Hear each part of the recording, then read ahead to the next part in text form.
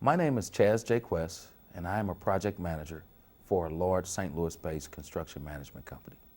I have a Bachelor's of Science in Civil Engineering from the University of Missouri-Rolla, and this degree allows me to be an engineer for any construction project, whether it's Busch Stadium, even the Esquire Theater in St. Louis. My primary responsibilities at work, I can think of about three.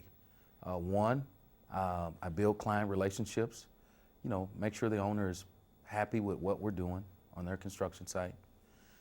Two, I talk a lot.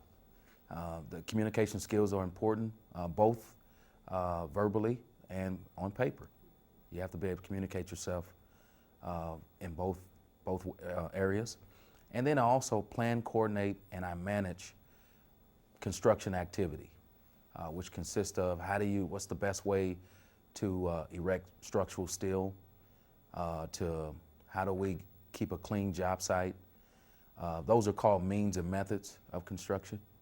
And also time is money. So I'm making sure that each and every day that we work as hard as we can and get as much as we can done. So construction schedule is also important. What I enjoy most about my career is there's something new every day. I'm the type of person, I get bored easily if I'm doing the same old thing. But with my job, one day I'm working with, iron workers that's trying to erect steel on a building. The next day I'm sitting in a meeting with, folks all over the world, from Germany, China, how we can come together and make this construction project the best in the world.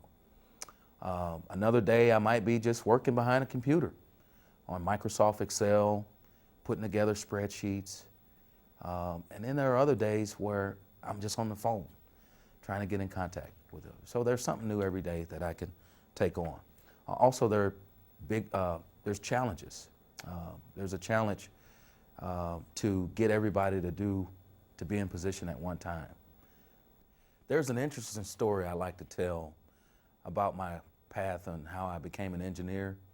I recall in middle school, my 8th grade math teacher, she used to place 10 fraction problems, 1/2 divided by 3/4, and you had a minute of the problem, 10 minutes, a minute of the problem to complete, and then turn it in. And out of about 25 to 30 students, I was the worst in the class. I just could not do them. Can you imagine being number 30 out of 30? And she pulled me to the side one day and she said, "I'd like to see you after school." So I didn't think much of it. I didn't know what she was going to talk about.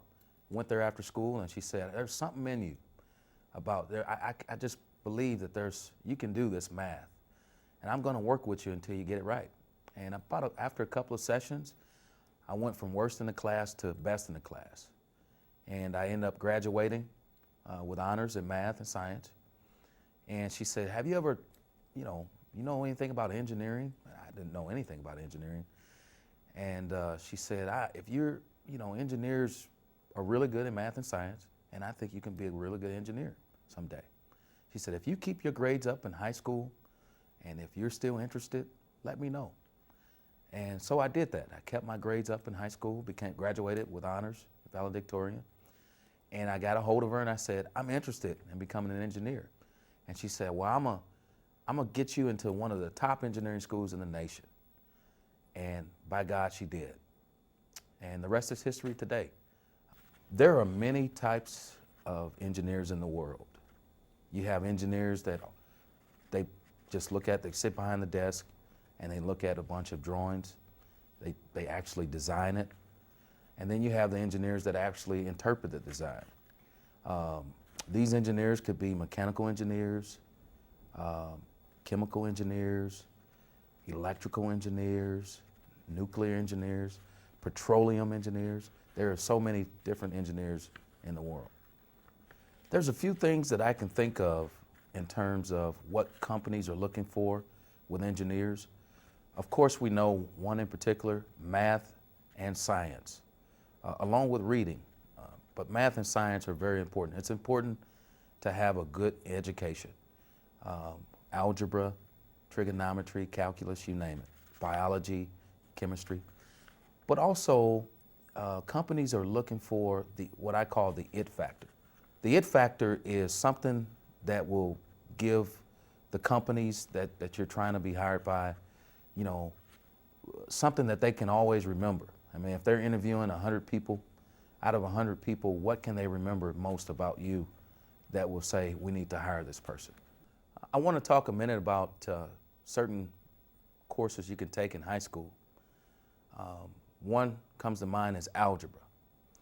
I took algebra, and I was glad I did, because algebra is the foundation for all mathematics. My math teacher inspired me to go beyond algebra. Instead of taking the easy way out, take trigonometry and calculus. And as a result of that, I took those two courses in high school, and I was able to get college credit. And what that means is I didn't have to take it when I got to college. Knowing what I know now that I wish I would have known then was to two things. One, to take more courses in high school that I can get college credit for, and I wouldn't have to take them when I get to a college or university. Two is taking advantage of community-related organizations. Companies are looking for well-rounded people, not just a person that's able to crank out a bunch of formulas or do a whole bunch of math and not be able to communicate. But companies are looking for people to be social, to be able to communicate your ideas effectively, to be able to work with people, because more often than not, you're going to be working as a team, and you don't want to be the weakest link in your team. So companies are looking for well-rounded people, and I wish I would have taken advantage more of community organizations like the Boy Scouts. My grandfather has taught me that manners can get you to places that money can't, and I've actually tried to prove that wrong, but he's absolutely right, that, you know, people, the way you treat people can go a long way than how much money you have in your pocket. He's also taught me that whatever I decide to be in life, to be the best at it. If you want to be a doctor, be the best doctor in the world. If you want to be an engineer, be the best engineer in the world. But he's established a true identity within me to do the very best I can as long as I can. And so I attribute a lot of my success to my grandfather. What advice I would give to a student who wants to prepare for a career like mine? One in particular is that no matter who you are or where you come from, if you got the want to, you can have the know-how. You can do it. Whatever you put your mind to it, you can achieve it. If I had to give final words of wisdom to anyone, any student, it would be what I call the two-letter, 10-word sentence. If it is to be, it is up to me. And that's the attitude I've had, not just in high school, not just in college, but throughout life. That whatever I want to become in life, whatever I want to do, it's up to me. And nobody can stop me from doing that. I want to talk about one of my most proudest moments in my life and my career.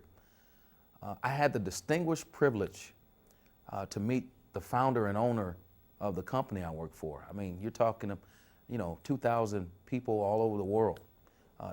And I met him.